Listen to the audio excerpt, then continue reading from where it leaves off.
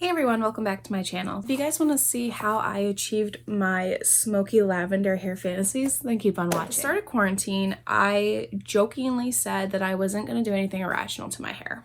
Well, your girl lied. I said two things were going to happen in quarantine. One, I was going to not cut myself bangs, which I have not done yet. And if I do that, please punch me in the face because I will never allow myself to have bangs again. Secondly, I said that I was like bored. I'm in the house bored. I'm bored in the house and I'm in the house bored. As you guys might recall in my March favorites video, I was using that temporary tint from Kirsten S. Really liked it and kind of like got inspired to play with different hair colors. And I figured because we gonna be locked up in the house for at least the next 2 months, why not play out with a hair fantasy? I was doing my research and I was stuck between two different types of hair color. I was either going to do the overtone hair color, or my friend had suggested to me lime crime because she'd said that they're cruelty-free, they're vegan, and they were 10 times cheaper than what overtone would have been in the long run. It came to the overtone, I was considering doing the pastel silver because I wanted my hair to be a little bit more smokier and ashier. I didn't want to really do like a whole lot of color, I just wanted more or less to tone it. My hair fantasy would be like silvery, smoky blonde. If I could, I would have gray hair. It's a lot to commit to. It's a lot of time, money, and being in the salon every 6 weeks for maintaining. And quite frankly, I just don't have the time to do that, especially now. I saw the unicorn hair tints and I was like, oh, well that kind of looks like fun. Let me look at those. So I looked at those and I saw the colors Oyster, Sext, and I think bubblegum was another one on there that was on my list. I didn't really want to do pink because I already had the temporary tint from Kirsten S in the rose gold, and I was like, I don't really want to do pink. What about purple? Oyster would have achieved that, you know, prior to knowing what actually would result on my head. I have worked really hard to get my hair to the color that it is. I'm talking years in the process of going from like really dark black to red to kind of golden blonde to white blonde. Like I've been all over the spectrum. There's a lot of answers, but there wasn't the answers that I was looking for. And I wanted to know, is this going to damage my hair? How long is this going to last? Is my stylist going to kill me? That was my most important question because Heidi, I'm sorry. So I think the first thing I need to say before we even get started is that although my expectations didn't quite meet reality, by no means would I consider this at all a flop. I want to make it clear that this isn't a video shaming lime crime because I actually really loved my results, even though they were not anything that I was expecting. Let's just make that clear right off the jump. Before starting, my hair was more of a golden level 8, kind of a level 9 blonde. So my hair had not been bleached. My hair was kind of naturally doing its own thing. When I opened the packaging, I looked and I saw that the jar was rather small. I say rather small because in comparison, I'll post a photo up here. It was smaller than a wine glass. And I don't know if you noticed, but your girl's got a lot of hair. Her hair is thick, it's long, it's coarse. She got a lot of hair. I need to specify that I've done this twice. I did it once using half the bottle, and then I did it again using the other half the bottle. And it was about a week in between colorings. I used it very sparingly the first time, and I was a little disappointed with the color. So when I first did it, there was like no color payoff whatsoever.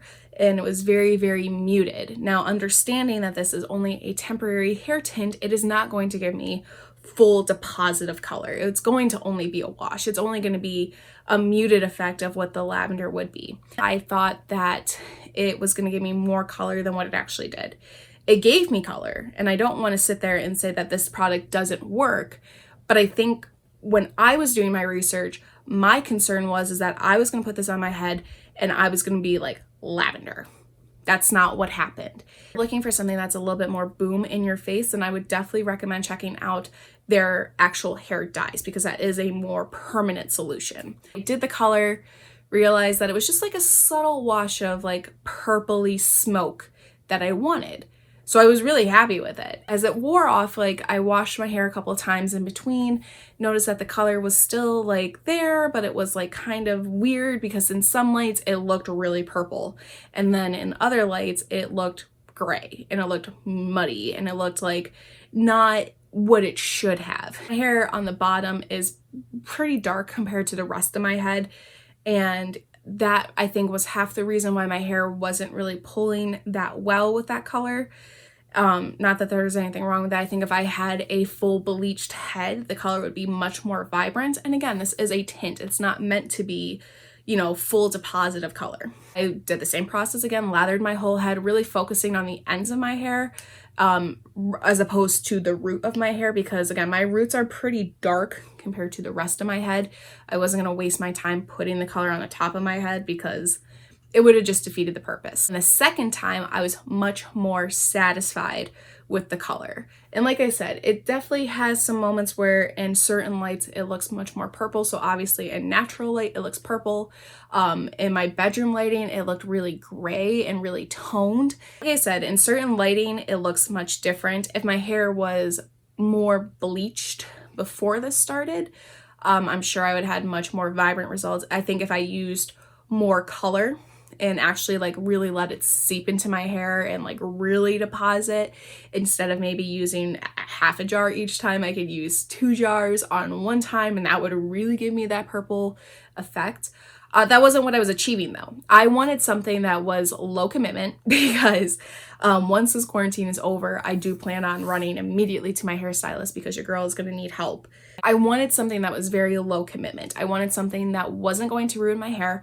I wanted something that was going to last more than a one-time deal, and I wanted something that was just going to be low maintenance. This was the perfect solution. It was definitely a perfect quarantine DIY because I didn't ruin my hair. As a matter of fact, I think this was actually a really good treatment for my hair. The dye itself is really, really, really conditioning.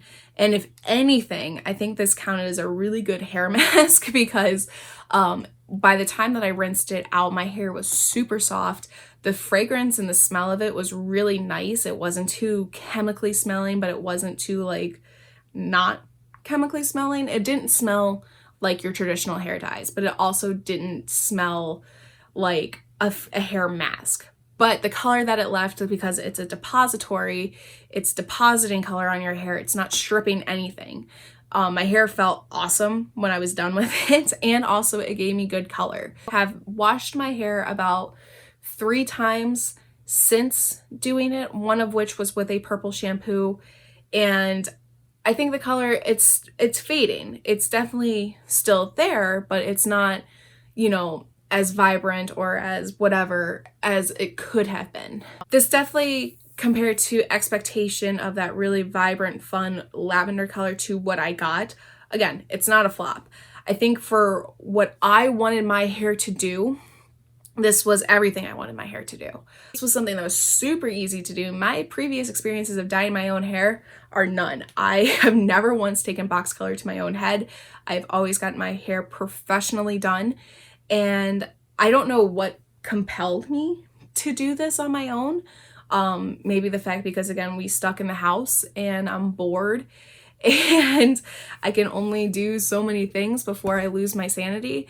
And I said, what the heck? Like what was the worst that was going to happen? That I walked around with purple hair for 2 months? Sue me. This was certainly something that was very easy to do. I'm actually really happy with the results of it. And yeah, so hopefully this video serves as an answer to any questions that you also have. Also, my inbox is always open if you guys have any more questions or if you just want to come over and say hi. Those were my thoughts on the Lime Crime Unicorn hair tint. So thank you guys so much for watching. I truly appreciate it. If you like my videos and if you like my content and if you like me, feel free to subscribe by hitting the button down below and getting notified when I post new videos. And about the process and a little bit more of a tutorial over there on the website, and you guys can check that out at sarahlock.com, 2 H's, 2 K's. And I'll be sure to link all my socials down below too, so you can see if I cut myself some quarantine bangs or if I do something even more drastic to my hair. Hopefully not. I'm gonna go ahead and bounce. Thank you guys again so much for watching. Take care. Love you always. Stay safe. And until next time, we'll see you guys later. Bye.